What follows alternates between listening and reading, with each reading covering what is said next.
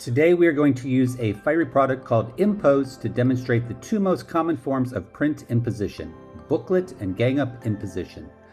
In order to access Impose, you can either click on the job and hit the icon up here, Impose, or you can right-click and choose Impose this way.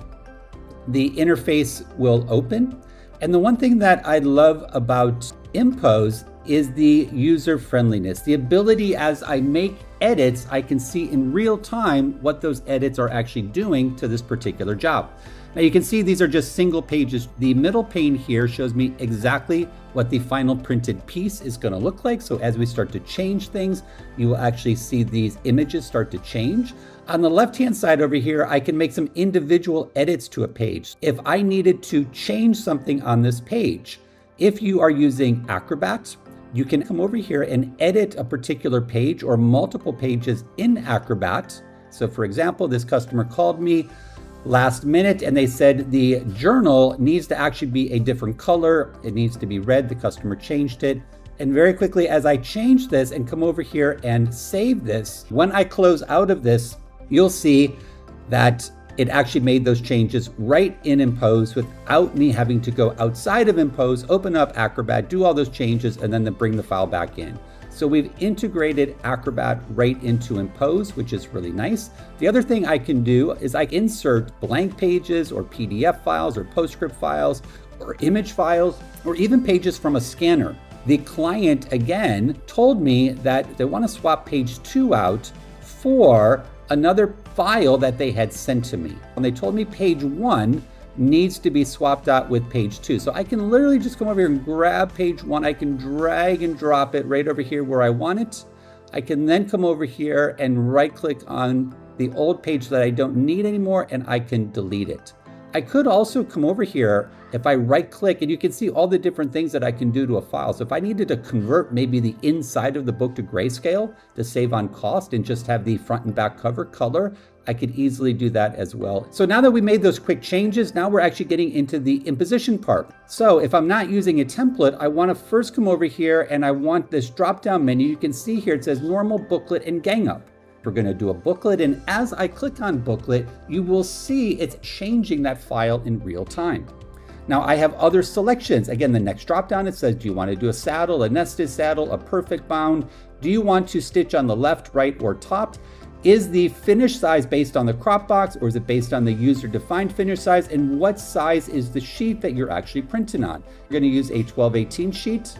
We're going to do top duplex. If you have a cover page, and you want to pull from a separate drawer, you can absolutely do that, right? So I can come over here and set up my covers. My layout, in this particular case, it's a booklet and I'm stitching on the left. So I would want to do a landscape. If I'm doing a calendar, I would actually want to do portrait. And now you can actually see the layout start to form, right? And again, if I come over here and choose, yep, I can see page 1 and 28. That looks good. And now there's some other things that I can do. So I can change my layout and row depending on the finishing you have. You might want to do a 2x2 booklet or a 2x2 repeat booklet. I could adjust for creep in and out. I can align to the center. I can apply gutter if I needed to. If this job has bleed, which it does, I can apply my bleed over here. I can also move the entire layout in any direction. Maybe I need to make room for, in this particular case, I'm going to have a barcode at the top. So I need to make a little bit more room at the top. So I want to move that entire layout and position sheet, so on and so forth. And now I can come over here and I can add my marks to this particular sheet. So I'm going to put my trim marks. I'm going to do registration marks because I have an offline finisher that's going to read the registration marks and automatically finish this book for me. And very quickly now, if I zoom in, you can see the changes that were made. There's my registration marks, there's my marks, and you can see this job had bleed. And now I can come over here and I can save this as my template. So now all my other booklet jobs that I have to do for today, tomorrow, next month, next year, I don't have to come in and change this again unless something specifically changes regarding the imposition template. I can close this out. I'm going to say no, because now I want to actually import a number of different jobs and we're going to apply that template. So we're going to grab these 4 jobs. I saved my templates. I also saved it with my finishing. So this one's called 1218 booklet fold staple. And now I can come over here and print those jobs. So as those jobs are printing, we are going to pull another file in and show you how to do a gang up imposition. I have a number of different files here, so we will use these 5 files. I'm going to bring those back into Command Workstation, and I'm going to show you how to do a gang up imposition. We will use this business card. This time I'll click on the Impose up at the top. Basically gets you to the same screen, which is my imposition software. Now, again, because this is a gang up business card, you're going to have a different imposition template.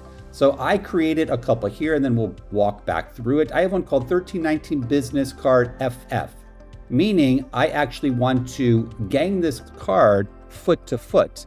And the reason I might want to do that is to save on cutting. You can see here, depending on how the image is, I could actually have a lot less cuts if I'm actually doing a foot to foot or a head to head compared to a standard. If I came over here and looked at a standard imposition for this job, you'll notice I would actually have to do a lot more cuts. Let's start from scratch. We'll go back to our default templates. We'll shrink this down. So because we're not using a template, the next drop down is gang up. We can choose gang up. We will choose repeat. And when I choose repeat, you'll notice that there's this little wand. You could use this wand to automatically set up an imposition template specific to how many of the finished products. So if it's 100 business cards or 500, and you can set your sheet count and you can set the spoilage, and the software will automatically figure out the best way to lay out that job and give you how many copy counts you need to actually print that job. So that feature is available, and you can create templates based on that, or you can just do the manual way, which I'm going to do is I'm going to walk you through. We're going to choose user-defined finish size. So even if the customer created some odd business card sitting in the middle of an 8.5 by 11 page and they gave you that PDF file, we can properly impose it now by using that user-defined finish size. I can now come over here and say, I want my 1319 business cards. I want this duplex. I want this portrait. Do I want auto page rotation on or off? We're going to run this 24 up. Again, I could come over here and change my layout. I could add bleed. I could change this. Again, I can define my marks. So we're going to add trim marks. I'm just going to add on the front surface only. And now I'm going to add my registration and barcodes. Just like before, if your finishers support this, my registration marks and barcodes are on here. So now when I print my 500 sheets or 2 sheets or 20 sheets, I run this through my finisher. It reads that barcodes, automatically cuts, slices, dices, does everything I need it to do. And I cut back massively on my operator labor.